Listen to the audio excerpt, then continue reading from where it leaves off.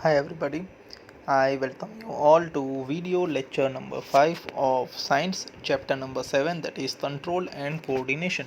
And in previous video lecture we have studied about chemical communication in plants, or we can use the other word hormonal system in plants. A similar kind of hormonal system exists in human beings also. Why it exists, we already know that all the cells are not able to process the nervous connection. And second reason was, if a cell transmits the nerve impulse, it has to reset its mechanism before it can transmit another nervous impulse. Hence, the body is also switching to other modes of communication, one of which is hormonal system of communication, which we will see in today's video lecture. So let us see that. Hormonal system in animals. If the body design in animals is relied only on electrical impulses via nerve cells, the range of tissues instructed to prepare for the coming activity would be limited. એટલે આ line દ્વારા textbook એવું કહેવા માંગે છે કે જો આપણા બોડીની અંદર ખાલી ઇલેક્ટ્રિકલ ઇમ્પલ્સીસ જ કામ કરતા હોય by the help of nervous system, તો જે બોડીના અલગ અલગ ટિશ્યુઝ છે એને જે ઇન્સ્ટ્રક્શન આપવાનું કામ છે એ લિમિટેડ થઈ જશે, right. On the other hand, if a chemical signal were to be sent as well, it would reach all the cells of the body and provide wide-ranging changes needed. આની પાછળનો simple reason એ છે કે બોડીના બધા સેલની અંદર nervous ટિશ્યુનું connection હોય જ એવું જરૂરી નથી. હેન્સ જો કેમિકલ મોડથી કે કેમિકલ સિગ્નલથી મેસેજીસ ટ્રાન્સફર થતા હોય તો ભલે થોડાક લેટ પહોંચે, બટ એટલીસ્ટ બોડીના બધા સેલ સુધી પહોંચી જશે. This is done in many animals, including the human beings, using hormones. Hormones are produced by endocrine glands and released in blood flow. ક્યાં પ્રોડ્યુસ થાય છે હોર્મોન? એન્ડોક્રાઇન ગ્લેન્ડ્સની અંદર, બરાબર ને? Now what are endocrine glands? Endocrine glands are ductless glands. એક ટાઈપનો organ છે જેની અંદર હોર્મોન બને છે અને એ હોર્મોન ડિરેક્ટલી બ્લડની અંદર ફ્લો થઈ જાય છે. કોઈ ટ્યુબ નથી રાખેલી, જેવું ત્યાં પ્રોડ્યુસ થશે it will be directly secreted in two the blood. એવા ગ્લેન્ડ્સને આપણે એન્ડોક્રાઇન ગ્લેન્ડ્સ કહીએ છીએ. These hormones are released in the blood flow. The glands which release their secretion directly into the blood are called endocrine glands. એવા gland કે જેનું secretion directly બ્લડમાં જાય છે એને આપણે શું કહેશું? Endocrine glands. એ તેના ઓપોઝિટ બી આવે, એક્ઝોક્રાઇન ગ્લેન્ડ્સ. એક્ઝોક્રાઇન ગ્લેન્ડ્સ બી અલગ અલગ ટાઈપના કેમિકલ્સ બનાવશે, but those chemicals will not be directly released in two the blood, તો એને એક્ઝોક્રાઇન કહેવાય. અહીંયા જે કેમિકલ્સ બને છે they are directly released in two the blood, hence they are known as endocrine glands. Following are the different endocrine glands found in humans. Let us see them. So you can see pituitary gland, pineal gland જે આપણે ભણવાનું નથી અત્યારે, thyroid gland, થાઇમસ એ બી નથી ભણવાનું અત્યારે, adrenal gland ભણવાનું છે, pancreas, testes and ovary, right. These are the major endocrine glands found in our body, and let us see each one of them. So starting with hypothalamus. Sir આનું ક્યાંય નામ તો ન હતું છતાં તમે કેમ ભણાવો છો? સી ફ્રેન્ડ્સ, હાઇપોથેલામસ છે ને અને પિચ્યુટરી ગ્લેન્ડ જે બે અત્યારે આપણને ફોટોમાં દેખાય છે એ અલ્ટિમેટલી બધા બીજા એન્ડોક્રાઇન ગ્લેન્ડ્સના સેક્રેશનને કંટ્રોલ કરે છે, ખાસ કરીને પિચ્યુટરી ગ્લેન્ડ. પિચ્યુટરી ગ્લેન્ડનું બીજું નામ માસ્ટર ગ્લેન્ડ છે. ટેક્સ્ટબુકમાં નથી આપ્યું બટ તમારે આગળ ભણવામાં આવશે કે pituitary gland is also known as master gland, right. It controls the activity of almost all other glands. અને એને કંટ્રોલ કરવાવાળા ભાઈ કોણ છે? તો એ કે hypothalamus, which is the part of brain, જે આપણે પહેલાં ભણેલું હતું, right. So where is hypothalamus found? It is found in brain. What does it release? કયો હોર્મોન રિલીઝ કરે છે? It releases releasing and inhibiting hormones, બરાબર છે ને? હવે રિલીઝિંગ અને ઇનહિબિટિંગ હોર્મોન્સ શું છે એનો રોલ બી તમને ખ્યાલ આવશે હમણાં થોડીક વારમાં. ફોર એક્ઝામ્પલ આપી દઉં, થાઇરોઇડ ગ્લેન્ડ છે એ થાઇરોઇડ હોર્મોન બનાવે છે. તો એ થાઇરોઇડ હોર્મોન જો રિલીઝ કરવો હોય ને તો એના માટેનો રિલીઝિંગ ફેક્ટર હોય. એ રિલીઝિંગ ફેક્ટર છે ને એ પિચ્યુટરી ગ્લેન્ડ હોય, અને એ રિલીઝિંગ ફેક્ટર રિલીઝ કરવા માટે હાઇપોથેલામસ પાસે રિલીઝિંગ હોર્મોન હોય. તો હાઇપોથેલામસમાંથી એક હોર્મોન પિચ્યુટરી ગ્લેન્ડ ઉપર એડ કરશે અને એ પિચ્યુટરી ગ્લેન્ડવાળો હોર્મોન જઈને થાઇરોઇડ ગ્લેન્ડને અફેક્ટ કરશે, ત્યારે જઈને પેલું થાઇરોઇડ રિલીઝ થશે. એવી રીતના અલગ અલગ ગ્લેન્ડ જે કોઈ બી હોર્મોન સેક્રેટ કરતું હોય એનું એક રિલીઝિંગ હોર્મોન બી હોય. ફોર એક્ઝામ્પલ, એડ્રીનલ ગ્લેન્ડ છે એ એડ્રીનાલિન હોર્મોન રિલીઝ કરે છે. તો એડ્રીનાલિનનો રિલીઝિંગ ફેક્ટર બી હોય અને ઇન્હિબિટિંગ ફેક્ટર બી હોય. જો એડ્રીનાલિનનો રિલીઝિંગ ફેક્ટર બહાર આવે તો એડ્રીનાલિનનું સેક્રેશન વધશે. જો એડ્રીનાલિનનો ઇન્હિબિટિંગ ફેક્ટર બહાર આવે તો એડ્રીનાલિનનું સેક્રેશન ઘટશે. તો releasing factor અને inhibiting factor or hormones are released by hypothalamus. Function: it controls the release of hormones of other endocrine glands. કયા ગ્લેન્ડમાંથી કેટલું હોર્મોન નીકળશે, ક્યાં સેક્રેટ થશે, શું એક્શન આવશે, all this is controlled by hypothalamus. Right? Next we have pituitary gland.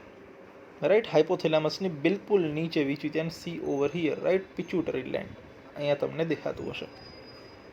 Sure, this is pituitary gland, exactly below the hypothalamus. Let us study what is given about it. Sorry. Yes. So where is pituitary gland found? It is found in brain. બરાબર છે, exactly below the hypothalamus. What does it release? It releases growth hormone. See, pituitary gland ની અંદર બી અલગ અલગ part છે. આ બી તમારે ભણવામાં આવશે, anterior lobe of pituitary gland, posterior lobe, but આટલું બધું ડિટેલમાં આપેલું નથી. અત્યારે આપણે ખાલી એટલું યાદ રાખવાનું છે કે આ ગ્રોથ હોર્મોન રિલીઝ કરે છે. ગ્રોથ હોર્મોન એટલે જેનાથી આપણા બોડીનો ગ્રોથ થાય છે. આપણા બોડીના બધા પાર્ટ્સ ઇક્વલ લેન્થમાં, બધી બાજુથી ઇક્વલ સિમેટ્રીમાં વધી રહ્યા છે. પણ તમારી 5 ફિંગર્સ છે તો એ ઇક્વિવેલન્ટલી વધી રહી છે. એવું નથી યથાર્થ બહુ લાંબી છે અને બાકીની બધી બહુ ટૂંકી છે. ઇક્વિવેલન્ટ અમાઉન્ટમાં આપણો ગ્રોથ બધી બાજુથી સિમેટ્રિકલ અમાઉન્ટમાં ગ્રોથ થાય છે. That is due to proper release of growth hormone. તો આજે આપણી બોડીનો ગ્રોથ છે એ નર્વસ ટિશ્યુ નથી કરતો, એ કોણ કરે છે? હોર્મોનલ સિસ્ટમ કરે છે. Now we can understand why hormonal system is equally important in body. Function: growth hormone regulates the growth and development of body. Simple વસ્તુ છે, આપણા બોડીની અંદર અલગ અલગ ઓર્ગન્સનું કેટલું ગ્રોથ થવું જોઈએ એ આ ગ્રોથ હોર્મોન ડિફાઇન કરશે, which is secreted by pituitary gland. Right? If there is deficiency of this hormone in childhood, it leads to dwarfism and excess release of growth hormone leads to gigantism. જો growth હોર્મોનનો સેક્રેશન ઓછો થતું હોય તો બોડીનું proper growth થશે નહીં. એ કેસમાં ડ્વાર્ફિઝમ થશે. ડ્વાર્ફિઝમ એટલે માણસો નાના રહી જાય. અમુક લોકોની હાઇટ ખૂબ જ ઓછી હોય, બોડીના પાર્ટ્સની સાઇઝ ખૂબ જ ઓછી હોય, જેને આપણે ડ્વાર્ફિઝમ કહીએ છીએ. ઓન ધી કોન્ટ્રરી, જો સેક્રેશન એક લેવલ કરતાં વધારે હોય તો જાયજેન્ટિઝમ થશે. બરાબર ને? ખૂબ જ નાની ઉંમરની અંદર બોડીની પાર્ટની સાઇઝ ખૂબ જ વધારે હશે. અમુક એવા લોકો બી આપણે આજુબાજુ જોઈ શકીએ છીએ. નોર્મલી હાઇટ વધારે હોવું અલગ વસ્તુ છે, બટ જાયજેન્ટિઝમ એટલે એક લેવલ કરતાં વધારે હાઇટ અને બોડી હોવી, દેખાઈ આવે. Right? So this much information is given about pituitary gland. Next we have thyroid gland. બરાબર છે ને? થાઇરોઇડ ગ્લેન્ડ એટલે જે આ તમારું નેકનો પાર્ટ છે ને, જ્યાં એડમ્સ એપલ હોય, વચ્ચે તમને જે થ્રોટ અટકે છે, એની એક્ઝેક્ટ પાછળ થાઇરોઇડ ગ્લેન્ડ હોય. બરાબર ને? તમને દેખાતું હશે અહીંયા જે ટ્રેકિયા છે એની ઉપરના પાર્ટમાં, somewhere over here you can see the thyroid gland. અને થાઇરોઇડ ગ્લેન્ડની એક્ઝેક્ટ પાછળ પેરાથાઇરોઇડ ગ્લેન્ડ હોય છે, which you can see over here on the right side. જે આપણે ભણવાના નથી, બટ થાઇરોઇડ ગ્લેન્ડ એક જ હોય, પેરાથાઇરોઇડ ગ્લેન્ડ 4 હોય, જે થાઇરોઇડ ગ્લેન્ડની પાછળના પાર્ટમાં ચોટેલા હોય, which you can see on the right side of the screen. બરાબર છે ને? થાઇરોઇડનો આગળનો પાર્ટ એન્ટિરિયર વ્યૂ તમને લેફ્ટ સાઇડ ઉપર દેખાય છે. Fine, let us study about thyroid. It is found in neck. સૌથી પહેલાં તો લોકેશન ક્યાં છે? નેકમાં. Hormone: it releases thyroxine hormone. બરાબર છે ને? હવે થાઇરોક્સિન હોર્મોનનું પૂરેપૂરું નામ ટેટ્રા આયોડોથાઇરોનિન છે. ટેટ્રા આયોડોથાઇરોનિન, જેને લેબોરેટરીની લેંગ્વેજમાં T4 બી કહેવાય છે. બરાબર છે ને? T4 એટલે ટેટ્રા. બરાબર છે ને? એક થાઇરોક્સિનના મોલિક્યુલને, એક થાઇરોનિનના મોલિક્યુલને 4 આયોડિનના એટમ્સ અટેચ્ડ હોય છે. Hence it is known as tetraiodothyronine. Right? અને એને બનાવવા માટે પહેલાં T3 હોય, ટ્રાય આયોડોથાઇરોનિન. અને ટ્રાય આયોડોથાઇરોનિનની અંદર એક આયોડિનનો એટમ જોડાઈ જાય તો ટેટ્રા આયોડોથાઇરોનિન મળે. બોડી છે ને, બોડી એ T4 પ્રોડ્યુસ નથી કરતું, એ T3 પ્રોડ્યુસ કરે છે, ટ્રાય આયોડોથાઇરોનિન. જે ગ્લેન્ડ છે ને આપણો, એ ટ્રાય આયોડોથાઇરોનિન બનાવે છે, અને આપણા કામનું શું છે, ટેટ્રા આયોડોથાઇરોનિન. તો એના માટે એક આયોડિનના એટમની જરૂર પડશે. એટલા માટે જ આપણને કહેવામાં આવે છે કે જે સોલ્ટ આપણે યુઝ કરીએ એ આયોડાઇઝ્ડ સોલ્ટ હોવું જોઈએ. એ આયોડિનવાળું સોલ્ટ આપણે જમશું તો બોડીની અંદર આયોડિનનું અમાઉન્ટ વધશે, તો એ આયોડિન ટ્રાય આયોડોથાઇરોનિનમાંથી ટેટ્રા આયોડોથાઇરોડિન બનાવશે. Right, I hope this is very much clear to you. તો આયોડાઇઝ સોલ્ટ લેવું જરૂરી છે બિકોઝ આપણે થાઇરોઇડ ગ્લેન્ડને બચાવવાનો છે. Function: thyroxine regulates the carbohydrate, protein and fat metabolism in the body so as to provide the best balance for growth. આવી છે ને બોડીનું સચિન તેંડુલકર છે, because it is controlling the metabolism. Metabolism એટલે કઈ રેટ ઉપર carbohydrate, fat અને પ્રોટીનનું breakdown થવું જોઈએ અને કઈ રેટ ઉપર કાર્બોહાઈડ્રેટ, પ્રોટીન અને પ્રોટીનનું અપડાઉન થવું જોઈએ. બ્રેકડાઉન એટલે તૂટવું અને અપગ્રેડેશન એટલે બનવું. આ બંનેનું ભેગું થઈને મેટાબોલિઝમ બને. Metabolism is made up of two words, anabolism and catabolism. Anabolism એટલે નાના નાના મોલિક્યુલ ભેગા થઈને મોટું મોલિક્યુલ બનાવવું. કેટાબોલિઝમ એટલે મોટા મોલિક્યુલ્સને તોડીને નાના મોલિક્યુલ્સ બનાવવા. રાઈટ, સો આ જે મેટાબોલિઝમનું ફંક્શન છે that is controlled by thyroxine. Iodine is essential for synthesis of thyroxine. If iodine is deficient in our diet, we might suffer from goiter, that is swollen neck. ગોઈટરની image તમે ઘણી બધી વાર જોઈ હશે. જો પ્રોપર અમાઉન્ટમાં આયોડિન બોડીમાં અવેલેબલ નથી તો પૂરતી અમાઉન્ટમાં થાઇરોક્સિન બનશે નહીં, બિકોઝ મેં તમને કેમિકલ રીઝન સમજાવેલો છે. જે આપણું થાઇરોઇડ ગ્લેન્ડ છે એ T3 બનાવે છે અને બોડીને જોઈએ છે શું, T4. તો ટ્રાય આયોડોમાંથી ટેટ્રા આયોડો બનાવવા માટે એક આયોડિનનો એટમ ઘટે છે, જેના માટે આપણે આયોડાઇઝ સોલ્ટ લેવું જરૂરી છે. બીજું અહીંયા નથી આપ્યું બટ હું સમજાવું. થાઇરોઇડની બીમારીનું નામ તમે સાંભળ્યું છે, ભાઈ પર્ટિક્યુલર પર્સનને થાઇરોઇડનો પ્રોબ્લેમ છે. તો એ થાઇરોઇડનો પ્રોબ્લેમ બે ટાઈપનો હોઈ શકે. રિક્વાયરમેન્ટ કરતાં ઓછું થાઇરોઇડ રિલીઝ થાય તો એને હાઇપોથાઇરોડિઝમ કહેવાય. બોડીની જેટલી જરૂરિયાત હોય એના કરતાં થોડુંક વધારે થાઇરોઇડ રિલીઝ થાય તો એને હાઇપરથાઇરોડિઝમ કહેવાય. બંને નુકસાનદાયક છે. હવે થાઇરોઇડ ઓછું હોય તો બહારથી આપણે આર્ટિફિશિયલ થાઇરોઇડ લઈ શકીએ છીએ, અને થાઇરોઇડ જો વધારે રિલીઝ થતું હોય તો એની આપણે દવા લેવી પડે કે ઓછું રિલીઝ થાય. રાઈટ, જે વ્યક્તિની અંદર થાઇરોઇડ ઓછું રિલીઝ થાય છે એની અંદર મેટાબોલિઝમની સ્પીડ બી ઘટશે. મેટાબોલિઝમની સ્પીડ ઘટશે તો એવા માણસોનો વજન વધશે, એવા માણસો આળસુ હશે. બરાબર છે ને, આમ લેથાર્જી થશે ઇન શોર્ટ. જે માણસોની અંદર એક લેવલ કરતાં વધારે થાઇરોઇડ રિલીઝ થાય છે, જેના હાઇપરથાઇરોડિઝમ છે, એ માણસો ચપળતાવાળા હશે, સ્પીડી હશે, બટ એકદમ દુબળા પતલા હશે. વાય? એના બોડીનું મેટાબોલિઝમ ખૂબ જ ફાસ્ટ છે. જે એનર્જી રિસોર્સિસ છે એનું તરત જ બ્રેકડાઉન થઈ જાય છે because of more amount of thyroid being released. Common problem છે એટલે થોડી શેર કરેલી છે. I hope this is clear to you. Let us see the next gland, pancreas. Very much important. Human digestive સિસ્ટમનો associated gland છે, leaf shaped. આપણે પહેલાં બી જોયેલું છે અને આના ફંક્શન તો તમને ચેપ્ટર નંબર 6 પ્રમાણે ખ્યાલ જ છે. Right, still we will see. It is found in alimentary canal. It releases insulin hormone. Pancreas શું બનાવે છે? ઇન્સ્યુલિન હોર્મોન બનાવે છે. એના સિવાયનું પેન્ક્રિયાટિક જ્યુસ બી બનાવે છે, જે આપણને સ્મોલ ઇન્ટેસ્ટાઇનમાં ડાયજેશનમાં હેલ્પ કરે છે. બરાબર ને? પેન્ક્રિયાટિક જ્યુસ બી બનાવે છે, બટ અત્યારે આપણે એમાંથી જ્યુસની વાત નથી કરવાની, હોર્મોનની વાત કરવાની છે. And which hormone is being released? Insulin hormone is being released. બરાબર ને? શું રિલીઝ થાય છે? ઇન્સ્યુલિન રિલીઝ થાય છે. ફાઇન. તો ઇન્સ્યુલિનનો ફંક્શન બહુ કોમન છે, શુગરનું બ્રેકડાઉન કરવું. પ્રોપર અમાઉન્ટમાં ઇન્સ્યુલિન બોડીમાં રિલીઝ થાય છે, પ્રોપર અમાઉન્ટમાં શુગરનું બ્રેકડાઉન થાય છે, કોઈ પ્રોબ્લેમ નથી. બટ જો આ ઇન્સ્યુલિન ઓછું રિલીઝ થાય તો બોડીની અંદર, બ્લડની અંદર શુગરનું પ્રમાણ વધશે. એ ડિસીઝને આપણે શું કહીએ છીએ? ડાયાબિટીસ. તો જે લોકોને ડાયાબિટીસનો પ્રોબ્લેમ છે, અલ્ટિમેટલી ક્યાંક ને ક્યાંક એમના પેન્ક્રિયાઝમાં કોઈને કોઈ ટાઈપનો પ્રોબ્લેમ છે. Late us see the function. It helps in regulating the blood sugar levels. If it is not saturated in proper amounts, the sugar level in blood rises, causing many harmful effects. અમે તમને કીધેલું છે કે આ blood sugar લેવલને regulate કરે છે. જો આ ઓછી અમાઉન્ટમાં રિલીઝ થશે તો બ્લડની અંદર શુગરનું લેવલ વધશે, which will cause harmful effects. If the sugar levels in blood rise, they are detected by the cells of the pancreas, which respond by producing more insulin. As the blood sugar level falls, insulin secretion is reduced. This is called feedback mechanism. આ ખૂબ જ સરસ વસ્તુ છે.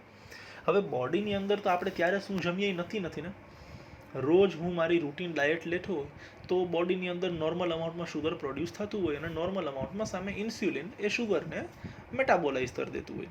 But આજે માની લ્યો મારી સામે કોઈ ગુલાબજાંબુ મૂકી જાય અને હું મોજમાં 30-40 ગુલાબજાંબુ ખાઈ ગયો તો મારા બોડીની અંદર, મારા બ્લડની અંદર અચાનક શુગરનું લેવલ વધી ગયું. તો જેવું પેન્ક્રિયાઝને ખબર પડશે કે આજે બોડીના બ્લડની અંદર વધારે શુગર છે, પેન્ક્રિયાઝ બી હોશિયાર છે, એ ઓટોમેટિકલી વધારે ઇન્સ્યુલિન રિલીઝ કરશે. C again this is a type of response. તમે વધારે મીઠું જમ્યા તો બોડી એની સામે વધારે ઇન્સ્યુલિન આપશે. બરાબર છે ને? ઓન ધી કોન્ટ્રરી, ક્યારેક માની લ્યો એવું બને કે બોડીની અંદર શુગર અચાનક ઘટી ગઈ, by some reason, by some problem બોડીની અંદર, બ્લડની અંદર શુગરનું લેવલ ખૂબ જ ઓછું થઈ ગયું. સો if that is being reduced, જો એ શુગરનો લેવલ ઓછો થઈ જશે તો બોડી ઇન્સ્યુલિન બી ઓછું બનાવશે. વાય? ઇન્સ્યુલિન હશે તો એ શુગરને મેટાબોલાઇઝ કરી દેશે. બરાબર ને? તો ઇન્સ્યુલિન ઓછું બનાવશે તો બોડીની અંદર શુગરનું લેવલ પ્રોપરલી મેન્ટેન થશે, પાછું વધી જશે. તો આ જે મેકેનિઝમ છે એને આપણે કહીશું ફીડબેક મેકેનિઝમ. જે પ્રમાણની બોડીની રિક્વાયરમેન્ટ છે એ પ્રમાણે સામે હોર્મોન્સ રિલીઝ થાય છે. Fine. Let us move ahead and discuss the very important hormone that is, or gland, that is adrenal gland. કિડનીની ઉપર હોય છે. On the right side of the screen you can see kidney. એની ઉપર આ triangular શેપનો જે gland તમને દેખાય છે દેટ ઇઝ એડ્રિનલ ગ્લેન્ડ. અને થોડુંક લેફ્ટ સાઇડ આવ્યો તો એની અંદરની પાર્ટ બી દેખાડ્યો છે. એક છે બોર્ડરનો પાર્ટ જેને એડ્રિનલ કોર્ટેક્સ કહીએ છીએ, અને એક છે સેન્ટરનો પાર્ટ જેને આપણે એડ્રિનલ મેડ્યુલા કહીએ છીએ. Late us C now what type of hormones are released by them. So it is found above each kidney. બરાબર છે? બંને કિડનીની ઉપર એક એડ્રિનલ ગ્લેન્ડ હશે. It રિલીઝિસ adrenaline hormone. શું રિલીઝ કરે છે? Adrenaline hormone. હવે આ ગ્લેન્ડમાં અત્યારે તો આપણે હોર્મોન જ ભણવાનું છે, but this gland is again very much useful. અને આ એડ્રીનાલિન સિવાયના બી ઘણા બધા ઇમ્પોર્ટન્ટ કેમિકલ સબસ્ટન્સીસ બનાવે છે, જેમાંથી એક છે સ્ટીરોઇડ્સ. બોડીની અંદર જે નેચરલ સ્ટીરોઇડ્સ છે એ બી આ એડ્રિનલ ગ્લેન્ડ બનાવે છે, બટ અત્યારે આપણે ભણવાના નથી. અત્યારે આપણે માત્ર વિચારવાનું છે એડ્રીનાલિન વિશે. તો adrenal gland secretes a hormone known as adrenaline. Function. Due to the release of adrenaline, the heart beats faster, resulting in supply of more oxygen to our muscles. તો એડ્રીનાલિન શું કરે છે? It increases our heart beat. આપણી heart બીટને faster કરે છે. હવે જો હાર્ટ વધારે ફટાફટ બીટ થશે તો બોડીની અંદર બ્લડ વધારે ફ્લો થશે, બ્લડ પ્રેશર વધશે. બ્લડનું પ્રેશર વધશે તો જે બ્લડ છે એ ઓક્સિજન સેલને સપ્લાય કરે છે એ વધારે સપ્લાય કરશે. તો જે આપણા મસલ્સ છે અલ્ટિમેટલી એની અંદર ઓક્સિજનનું લેવલ વધશે. The blood to the digestive system and the skin is reduced due to contraction of muscles around the small arteries in these organs. This diverts the blood to our skeletal muscles. Very clear? બરાબર ને? જેટલું વધારે heart beat થશે એટલું pressure વધારે આવશે, અને આ વધારે પ્રેશર હોવાના લીધે જે ઓક્સિજન છે બ્લડમાંથી એ મસલ્સની તરફ ડિવર્ટ થઈ જશે. તો બીજી બધી જગ્યાએ ઓક્સિજન ઓછું થઈ જશે. ડાયજેસ્ટિવ સિસ્ટમની અંદર, સ્કિનની અંદર બ્લડનો ફ્લો ઘટી જશે due to the contraction of muscles. બરાબર ને? આ બધી જગ્યાએથી જે બ્લડનો ફ્લો છે એ મસલની તરફ, સ્કેલેટલ મસલની તરફ ડાયવર્ટ થઈ જશે. The breathing rate also increases because of contractions of diaphragm and rib muscles. Heart beat વધી ગઈ, બોડીની અંદર ઓક્સિજનનું પમ્પિંગ વધી ગયું તો બ્રીથિંગનો રેટ બી વધશે. બિકોઝ હાર્ટની અંદર બ્લડનું સર્ક્યુલેશન ફાસ્ટ થાય છે તો ઓક્સિજનેશન અને ડીઓક્સિજનેશન બી ફટાફટ થવું જોઈએ.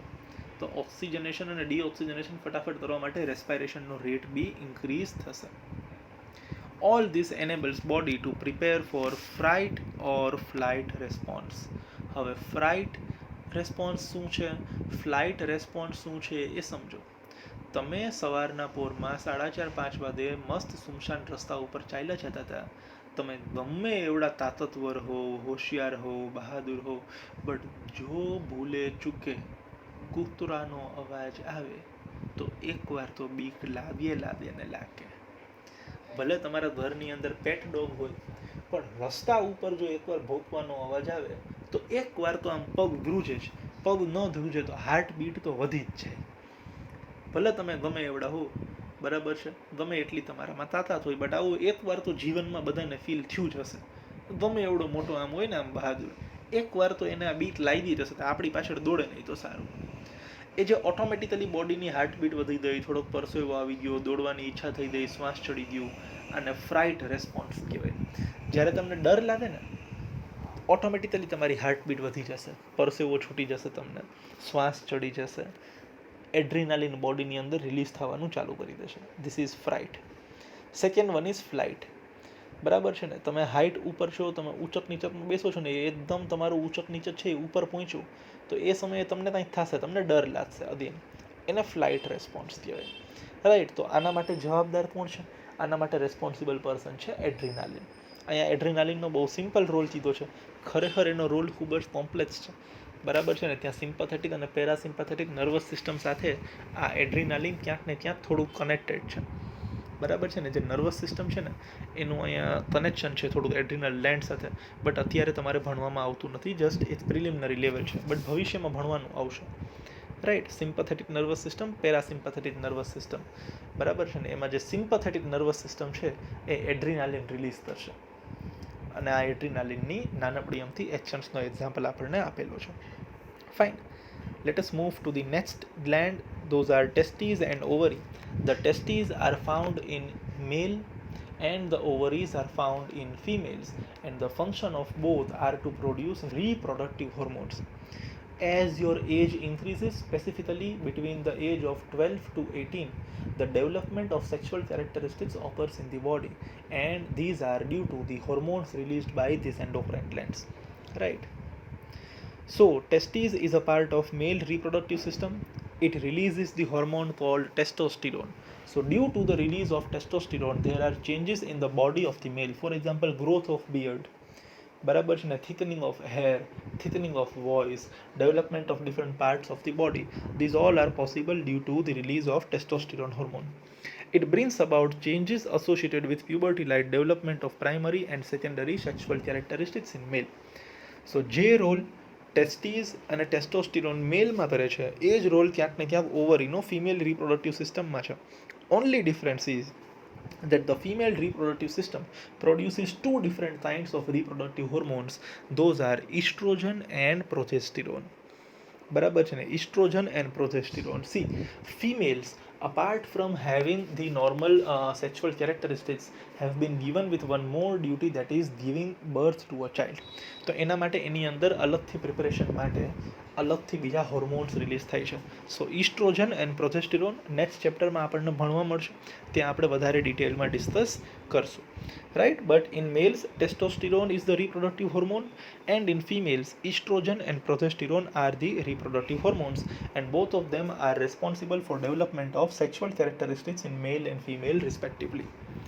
So this marks the end of our chapter, and now let us see the question answers pertaining to these topics. So these are 3 questions. Page number 1, please pause the video and write this in your CW. Next, page number 2, MCQs are there. Again, question number 13 given over here is very much important. Right. Please pause the video and write this. Highlight કરેલું છે એ બધું important છે. Differences ખાસ, both of them are important, 24 and 25. Next, differentiate the coordination in plants and animals. Again important question. મારા ખ્યાલથી આજે 3 થી 4 differences આ ચેપ્ટરના છે, એમાંથી એકાદ લાસ્ટ યરની પ્રિલિમ એક્ઝામમાં પૂછાણો હતો. આઈ ડોન્ટ રિમેમ્બર, બટ ગમે તે 3 એક્ઝામમાંથી આ એકાદ ડિફરન્સ પૂછાણો હતો ત્યાં. Next, what are the endocrine glands? Mention their name, location and function of hormones. બરાબર, તો આપણે ખૂબ જ મસ્ત ક્લાસિફાઈ કરીને આપ્યું છે, યાદ બરાબર રહે એટલે. કન્ટિન્યુઅસ આન્સર છે, ધીસ ઇઝ પાર્ટ 1. આના પછીના બીજા આ છે પાર્ટ 2, અને તેના પછીનું આ છે part 3. Right. So this marks the end of our chapter. Thank you very much. કાલે બ્રેક છે, પૂરેપૂરી CW તમારી કમ્પ્લીટ હોવી જોઈએ, વન ટાઈમ બધું લખેલું હોવું જોઈએ, ત્યાં બાકી હોય તો પૂરું કરી લેજો. And after that, on the next day, we will be having a MCQ based test of this chapter. Till then, take very good care of yourselves. Goodbye.